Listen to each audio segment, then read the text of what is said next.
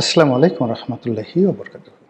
সম্মানিত দর্শক, জুলাই এবং আগস্ট ২০২৪ সনে আমাদের দেশে যে সকল নির্মম হত্যাকাণ্ড ঘটেছে,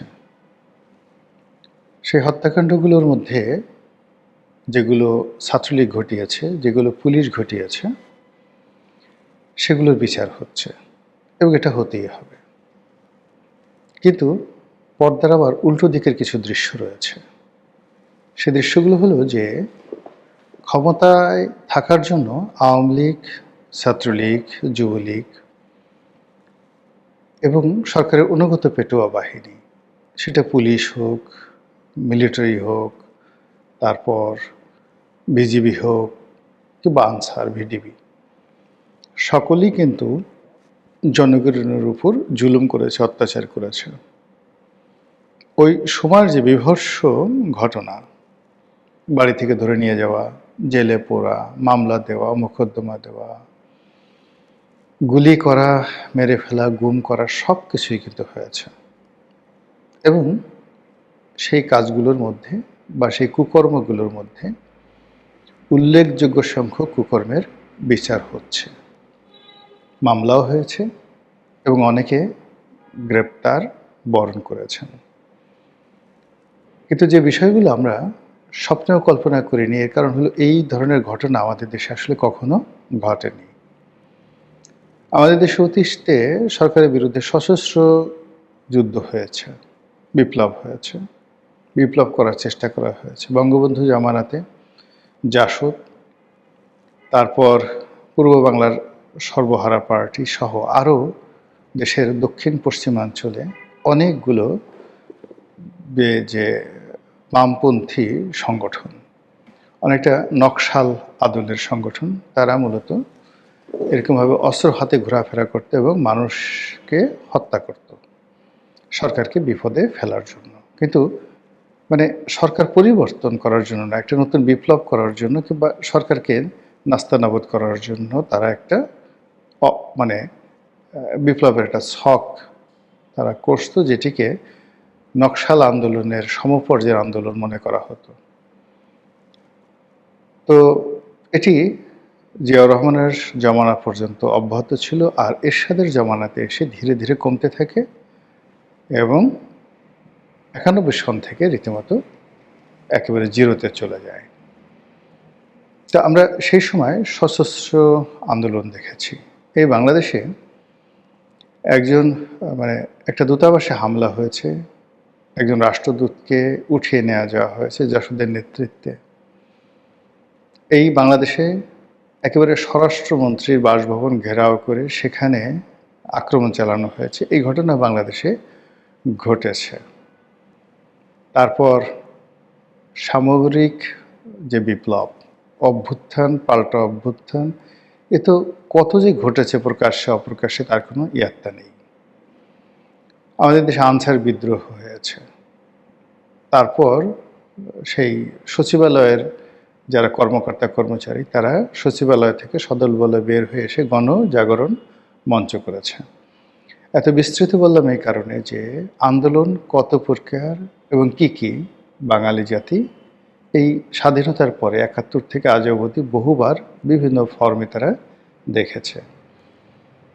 কিন্তু ২০২৪-এর জুলাই আগস্ট মাসে পর্দার একদিকে যা হয়েছে, এত বীভৎস ঘটনা আমাদের রাষ্ট্রশক্তি কখনো ঘটায়নি, সরকারি দল কখনো ঘটায়নি।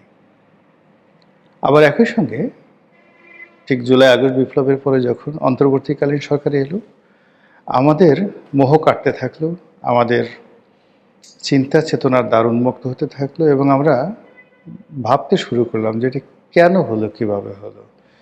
ঠিক সেই সময়টিতে অনেকগুলো বিষয় সামনে চলে এলো, আমরা দেখতে পেলাম এবং এটি প্রমাণিত। জুলাই এবং আগস্ট বিপ্লবের ওই সময়টিতে অস্ত্রধারী দেশি এবং বিদেশি লোকজন, আবার বলছি অস্ত্রধারী দেশি এবং বিদেশি লোকজন, তারা সরাসরি পুলিশের উপর গুলি ছুঁড়েছে, আইনশৃঙ্খলা রক্ষা বাহিনী সদস্যের উপর গুলি ছুঁড়েছে, তারাই বিভিন্ন সরকারি স্থাপনাগুলোতে আগুন ধরিয়ে দিয়েছে এবং একই সঙ্গে সাধারণ যারা সিভিলিয়ান তাদের উপর নির্বিচারে গুলি চালিয়ে অনেককে হত্যা করেছে। এবং আশ্চর্যের ব্যাপার হলো যে অস্ত্র দিয়ে এই হত্যাকাণ্ডগুলো ঘটানো হয়েছে, এগুলো যেন তেন মানের অস্ত্র নয়, সর্বোচ্চ মানের মারণাস্ত্র, যেগুলো যারা সিভিলিয়ান বেসামরিক নাগরিক তাদেরকে এই অস্ত্র দেওয়া হয় না এবং এই অস্ত্র কোনো অবস্থাতেই বেসামরিক নাগরিকদের হাতে যাওয়ার কথা নয়।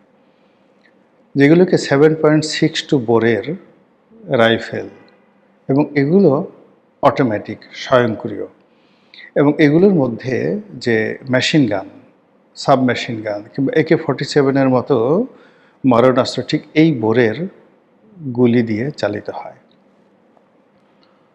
তো এই অস্ত্র নিষিদ্ধ, আমাদের দেশে নিষিদ্ধ, পুলিশের কাছে, আর্মির কাছে, অন্যান্য বাহিনীর কাছে এই অস্ত্র রয়েছে সীমিত আকারে। এখন এই অস্ত্র বেসামরিক লোকের কাছে কিভাবে গেল, আর এই অস্ত্র এমন সব লোকের হাতে দেখা গিয়েছে, ব্রিগেডিয়ার শাখাওয়াত যিনি স্বরাষ্ট্র উপদেষ্টার দায়িত্বে ছিলেন, তার ভাষ্য মতে সেই লোকগুলোর চেহারা সুরত আমাদের মতো নয়, অর্থাৎ বাঙালিদের মতো নয়। কাদের মতো? হয়তো আফগানিস্তানের লোকের মতো, হয়তো পাকিস্তানের মতো, হয়তো আমেরিকার মতো, তিনি ডিটেলস বলেননি, কিন্তু তার কাছে সেই ভিডিও ফুটেজগুলো রয়েছে। তো এই বিষয়গুলো নিয়ে আলোচনা হচ্ছে, দিন যত যাচ্ছে আলোচনা বাড়ছে, বিতর্ক বাড়ছে। 2 নম্বর হলো যে পুলিশ যাদেরকে হত্যা করেছে তার কারণে পুলিশের বিরুদ্ধে মামলা হয়েছে, বহু পুলিশ জেলখানাতে, বহু পুলিশ পলাতক, বহু পুলিশ চাকরিচ্যুত হয়েছে, ভালো কথা। কিন্তু পুলিশকে যারা মেরেছে তাদের কি বিচার হবে না? এবং পুলিশ হত্যার মতো যে হত্যাকাণ্ড, এটা কোনো একটি ইতিহাসের অংশ হতে পারে না, এটা কোনো অবস্থাতেই দায়মুক্তি পেতে পারে না এবং এই দায়মুক্তি নিয়ে একটি জাতি কখনো এগোতে পারে না। তো সেই অর্থে গত 17 মাসের যে হানিমুন পিরিয়ড, অর্থাৎ ডক্টর মোহাম্মদ ইউনূস ক্ষমতা আসার পরে প্রথম 3-4 মাস সবাই এটাকে হানিমুন পিরিয়ড মনে করে সরকারকে বিব্রত করেনি। এরপর থেকেই দেশে এবং দেশের বাইরে পুলিশ হত্যার বিচার নিয়ে এবং পুলিশ হত্যাকাণ্ডের তদন্ত নিয়ে নানা রকম কথাবার্তা হচ্ছে। কিন্তু ডক্টর মোহাম্মদ ইউনূসের সরকার বা অন্তর্বর্তীকালীন সরকার এই পুলিশ হত্যাকাণ্ড থেকে শুরু করে ওই সময়টাতে অন্য যে সকল হত্যাকাণ্ড হয়েছে সব ব্যাপারে বিপ্লবীদেরকে, আন্দোলনকারীদেরকে ইন্ডিমিনিটি দিয়ে, দায়মুক্তি দিয়ে একটি অধ্যাদেশ জারি করেছে। এখন এই অধ্যাদেশ পাশ হবে কি হবে না, থাকবে কি থাকবে না, পুলিশ হত্যার বিচার হবে কি হবে না, এগুলো নিয়ে জোর বিতর্ক চলছে। খোদ সরকারের মধ্যে 2টো গ্রুপ আছে। মির্জা ফখরুল সাহেবের মতো প্রগতিশীল মানুষ যারা আছেন তাদের বক্তব্য হলো যে পুলিশ হত্যার বিচার হতে হবে এবং হবে। অন্যদিকে স্বরাষ্ট্র মন্ত্রণালয়ের দায়িত্বে নিযুক্ত জনাব সালাউদ্দিন সাহেব, যাদের সঙ্গে আন্দোলনকারীদের একটা সম্পর্ক অনেক আগের থেকেই ছিল, অনেক আন্দোলনকারী তারা প্রকাশ্যে বলেছেন যে সালাউদ্দিন সাহেব যখন ভারতে ছিলেন ঠিক সেই সময়টাতে তার সঙ্গে পরামর্শ করে তারা অনেক কাজকর্ম করেছেন। অনেকে বলেছেন যে তারা যে সকল কর্মকাণ্ড করেছেন এই সকল কর্মের পরামর্শ, লজিস্টিক সাপোর্ট এবং অনেক ক্ষেত্রে অর্থনৈতিক সহযোগিতা তারা সালাউদ্দিন সাহেবের কাছ থেকে পেয়েছেন। কারা বলেছেন? এই যে এখন মন্ত্রী পরিষদে অংশগ্রহণ করেছেন বা বিএনপির যে নির্বাচনী জোট, সেই জোটে অংশগ্রহণ করেছেন নুরুল হক নুরু, ভিপি নুরু, তিনি নিজের মুখে এই কথা প্রেসের সামনে বলেছেন। তিনি আরও বলেছেন যে আন্দোলনের, জুলাই আগস্ট আন্দোলনের মাস্টার মাইন্ড জামাত নয়, জুলাই আন্দোলনের মাস্টার মাইন্ড হলেন তারেক রহমান। এবং তারেক রহমান সাহেব তাকে নির্দেশনা দিয়ে, ভিপি নূরকে নির্দেশনা দিয়ে অনেক কাজ ঢাকার শহরে করিয়েছেন, আন্দোলন করেছেন, লড়াই করেছেন, সংগ্রাম করেছেন এবং ভিপি নূরকে অর্থনৈতিকভাবে তারেক রহমান সাহেব সহযোগিতা করেছেন।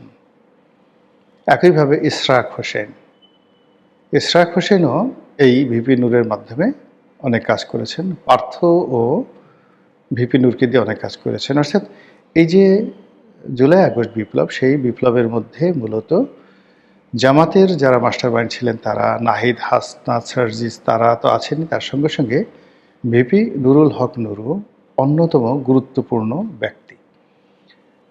তার নিজের বক্তব্য অনুযায়ী তারেক রহমান সাহেব, ইশরাক হোসেন, সালাউদ্দিন সাহেব তারা এই শহরের আন্দোলন, লড়াই, সংগ্রামের ব্যাপারে দিক নির্দেশনা, অর্থনৈতিক সাহায্য এবং অন্যান্য ব্যাপারে লজিস্টিক সাপোর্ট নুরুল হক নুরুকে দিয়েছেন। এই কারণে নুরুল হক নুরু সরকারের খুবই গুরুত্বপূর্ণ একজন মন্ত্রী হিসেবে দায়িত্ব গ্রহণ করেছেন। ওই সময়টিতে হয়তো ববি হাজ্জাজ, হয়তো ওই সময়টিতে জোনায়েদ সাকি তারাও গুরুত্বপূর্ণ দায়িত্ব পালন করেছেন। ওই সময়টাতে হয়তো ডক্টর জাহিদ, এখন যিনি উপদেষ্টা রূপে অংশগ্রহণ করেছেন, তারাও গুরুত্বপূর্ণ দায়িত্ব পালন করেছেন। এখন সমস্যা হলো যে যখন ক্রেডিট নেওয়ার দরকার ছিল তখন সবাই বলছে যে আমরা করেছি, আমরা মাস্টার মাইন্ড, আমরাই বিপ্লব করেছি। কিন্তু যখনই পুলিশ হত্যার বিষয় আসছে এবং ওই সময়টাতে আরও যে সকল বেসামরিক নাগরিকদের হতাহতের ঘটনা সামনে আসছে, তখন আর এখন কেউ সামনে ক্রেডিট নিতে আসছে না, সবাই যে যার মতো করে ছিটকে পড়ছে। কিন্তু যারা সত্যিকার অর্থে বিপ্লবী, ফ্রন্টিয়ার লাইনে ছিলেন এবং গত 17 মাস সরকার পরিচালনা করছেন, সেই হাসনাত, সার্জিস, মাহফুজ যারা আছেন, তাদের মধ্যে কিন্তু আতঙ্ক ছড়িয়ে পড়েছে। একটা বিষয় স্পষ্ট যে যদি আপনি পুলিশকে অ্যাক্টিভেট করতে চান, রাষ্ট্রকে স্বচ্ছ করতে চান এবং জুলাই আগস্ট বিপ্লবের যে সত্যিকার স্পিরিট, এটিকে আপহোল্ড করতে চান, তুলে ধরতে চান, তাহলে অবশ্যই পুলিশ হত্যাকাণ্ডের বিচার আপনাকে করতে হবে নিরপেক্ষভাবে, নির্ভুলভাবে, সুষ্ঠুভাবে। তা না হলে এটি ক্ষত থেকে যাবে, অমীমাংসিত থাকলে সরকারের জন্য দুর্নাম বদনাম ডেকে আনবে এবং এই ধরনের ঘটনা আগামীতে বহুবার ঘটবে। আর যখন পুলিশ দেখবে যে তাদেরকে মারা যায়, তাদেরকে হত্যা করা যায়, আর সে সকল হত্যাকাণ্ডের বিচার হয় না, তদন্ত হয় না, তখন আপনি কোনো অবস্থাতে আপনার প্রয়োজনে, রাষ্ট্রের প্রয়োজনে পুলিশকে ব্যবহার করতে পারবেন না। তো সেক্ষেত্রে টুডে অর টুমরো এই বিচারটা হতে হবে। যদি যেহেতু এখানে জুলাই আগস্ট বিপ্লবের মাস্টার মাইন্ড নিয়ে জামাতের সঙ্গে, এনসিপির সঙ্গে, বিএনপির সঙ্গে অতীতে টানাটানি হয়েছে, যেহেতু এখানে স্বয়ং সালাউদ্দিন সাহেবের নাম আসছে, তারেক রহমান সাহেবের নাম আসছে, এরশাকের নাম আসছে, আর অনেকের নাম আসছে, পার্থর নাম আসছে, আবার অন্যদিকে ডক্টর মোহাম্মদ ইউনূসের নামও আসছে। তো এই বিষয়গুলো আসলে ধামাচাপা দেওয়া যাবে না। বিএনপির জন্য সবচেয়ে নিরাপদ হবে, যেহেতু তারা ক্ষমতায় আছে, তারা যদি এই হত্যাকাণ্ডের বিচারটা সুষ্ঠুভাবে করে, এমনকি তার নিজের দলের যারা লোকজন আছে যদি কেউ এর সঙ্গে জড়িত থাকে